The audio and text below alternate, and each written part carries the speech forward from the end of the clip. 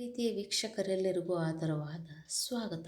ಜನವರಿ 5, 2025ರಂದು ಚೆನ್ನೈನಲ್ಲಿ sir John Marshall ಅವರಿಂದ ಸಿಂಧೂ ಕಣಿವೆ ನಾಗರಿಕತೆಯ ಆವಿಷ್ಕಾರದ ಶತಮಾನೋತ್ಸವದಲ್ಲಿ ತಮಿಳುನಾಡು ಮುಖ್ಯಮಂತ್ರಿ ಸ್ಟಾಲಿನ್ ಅವರು ಭಾಗವಹಿಸಿದ್ದರು. ತಮಿಳುನಾಡಿನಲ್ಲಿ ಪುರಾತತ್ವ ಇಲಾಖೆ ಮತ್ತು ಚೆನ್ನೈನಲ್ಲಿರುವ ಸಿಂಧೂ ಸಂಶೋಧನಾ ಕೇಂದ್ರ ಜಂಟಿಯಾಗಿ ಸಿಂಧೂ ಕಣಿವೆ ನಾಗರಿಕತೆಯ ಸಂಶೋಧನೆಯನ್ನು ಮುಂದುವರಿಸಲು ಖ್ಯಾತ ಪುರಾತತ್ವ ಶಾಸ್ತ್ರಜ್ಞ ಮತ್ತು ಶಾಸನಶಾಸ್ತ್ರಜ್ಞರಾದ ಐರಾವತಂ ಮಹಾದೇವನ್ ಅವರ ಹೆಸರಿನಲ್ಲಿ ಪೀಠವನ್ನು ಸ್ಥಾಪಿಸಲು 2 ಕೋಟಿ ರೂಪಾಯಿಗಳನ್ನು ಬಿಡುಗಡೆ ಮಾಡಿದರು. ತಮಿಳುನಾಡಿನಲ್ಲಿ ಕಂಡುಬರುವ 60ರಷ್ಟು ಗೀಚುಬರಹ ಗುರುತುಗಳು ಸಿಂಧೂ ಮುದ್ರೆಗಳು ಸಿಂಧೂ ಲಿಪಿಗೆ ಸಾಮ್ಯತೆಯಿದೆ ಎಂದು ಹೇಳಿದರು. ದಕ್ಷಿಣ ಭಾರತದಲ್ಲಿ 90ಕ್ಕಿಂತ ಹೆಚ್ಚು ಗೀಚು ಬರಹಗಳು ಗುರುತುಗಳು ಮತ್ತು ಸಿಂಧೂ ಲಿಪಿಗೆ ಸಾಮ್ಯತೆಯಿದೆ ಎಂದು ಪುರಾತತ್ವ ಶಾಸ್ತ್ರಜ್ಞರು ಹೇಳುತ್ತಾರೆ. ಜನವರಿ 5, 2025ರಂದು ಚೆನ್ನೈನಲ್ಲಿ ಸಿಂಧೂ ಕಣಿವೆ ನಾಗರಿಕತೆಯ ಆವಿಷ್ಕಾರದ ಶತಮಾನೋತ್ಸವದ ವರ್ಷದ ಘೋಷಣೆಯ ಸ್ಮರಣಾರ್ಥ 3 ದಿನಗಳ ಅಂತಾರಾಷ್ಟ್ರೀಯ ಸಮ್ಮೇಳನದ ಉದ್ಘಾಟನಾ ಸಮಾರಂಭದಲ್ಲಿ ತಮಿಳುನಾಡು ಮುಖ್ಯಮಂತ್ರಿ ಎಂ.ಕೆ. ಸ್ಟಾಲಿನ್ ಅವರು ಸರ್ ಜಾನ್ ಮಾರ್ಷಲ್ ಅವರ ಪ್ರತಿಮೆಗೆ ಅಡಿಪಾಯ ಹಾಕಿದರು.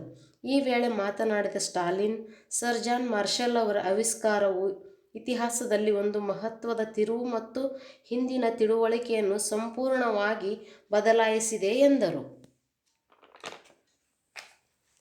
ಆರ್ಯನ್ ಮತ್ತು ಸಂಸ್ಕೃತ ಭಾರತದ ಮೂಲ ಎಂಬುದು ಕಲ್ಪನೆ.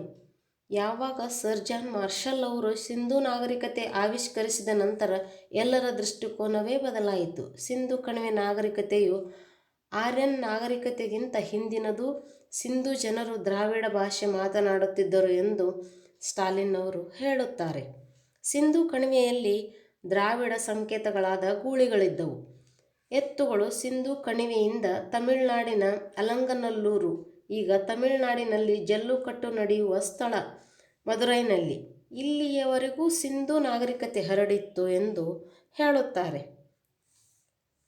ಪುರಾತನ ತಮಿಳ್ ಸಾಹಿತ್ಯದಲ್ಲಿ ಗೂಳಿಗಳನ್ನು ಪಳಗಿಸುವ ಬಗ್ಗೆ ತಿಳಿಸುತ್ತದೆ ಉಲ್ಲೇಖವಿದೆ. ಗೂಳಿ ಪಳಗಿಸುವುದನ್ನು ತಮಿಳುನಾಡಿನಲ್ಲಿ ಕೊಲ್ಲೇರು ತಜುವುತಲ್ ಎಂದು ಕರೆಯಲಾಗುತ್ತದೆ.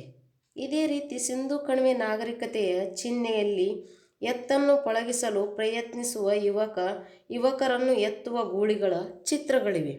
ಈಗಲೂ ಸಿಂಧೂ ನಾಗರಿಕತೆಯ ಲಿಪಿ ಅರಿಯುವುದು ಬಹಳ ಮುಖ್ಯವಾಗಿದೆ.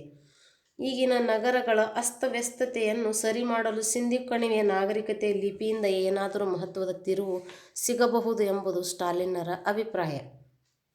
ಒಂದು ಕಾಲದಲ್ಲಿ ಉಚ್ಛ್ರಾಯ ಸ್ಥಿತಿಯಲ್ಲಿದ್ದ ಸಿಂಧೂ ನಾಗರಿಕತೆ ಬರವಣಿಗೆ ವ್ಯವಸ್ಥೆಯನ್ನು ನಾವು ಇಂದಿಗೂ ಅರ್ಥ ಮಾಡಿಕೊಳ್ಳಲು ಸಾಧ್ಯವಾಗಲಿಲ್ಲ. ಇಂದಿಗೆ ಸಿಂಧೂ ನಾಗರಿಕತೆ ಸಂಶೋಧಿಸಿ 100 ವರ್ಷ ಕಳೆದರೂ ನಾವು ಅದರ ಲಿಪಿ ಅರ್ಥೈಸಿಕೊಳ್ಳುವಲ್ಲಿ ಸೋತಿದ್ದೇವೆ. ಪುರಾತತ್ವ ಶಾಸ್ತ್ರಜ್ಞರು ಮತ್ತು ಹಲವು ತಜ್ಞರ ಸಾಕಷ್ಟು ಪ್ರಯತ್ನಗಳ ಹೊರತಾಗಿಯೂ ಸಿಂಧೂ ನಾಗರಿಕತೆಯ ಕುರಿತು ಹಲವು ಪ್ರಶ್ನೆಗಳಿಗೆ ಇಂದೂ ಉತ್ತರ ಸಿಕ್ಕಿಲ್ಲ.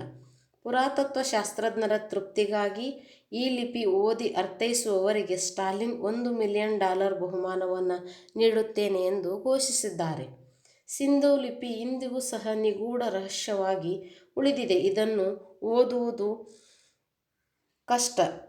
ಎಷ್ಟು ಕಷ್ಟವೆಂದರೆ ಇದು ಚಿತ್ರಲಿಪಿಯಾಗಿರುವುದರಿಂದ ಒಂದೊಂದು ಚಿತ್ರಕ್ಕೂ ಒಂದೊಂದು ಅರ್ಥವಿರುವುದುಂಟು. ಪ್ರತಿ ಮುದ್ರೆಯಲ್ಲೂ ಸಿಕ್ಕಿರುವ ಶಾಸನ ಅಥವಾ ಮುದ್ರೆಗಳಲ್ಲಿ ಪ್ರತಿ ಮುದ್ರೆಯಲ್ಲಿಯೂ 5 ಅಕ್ಷರಗಳು ಮಾತ್ರ ಇವೆ.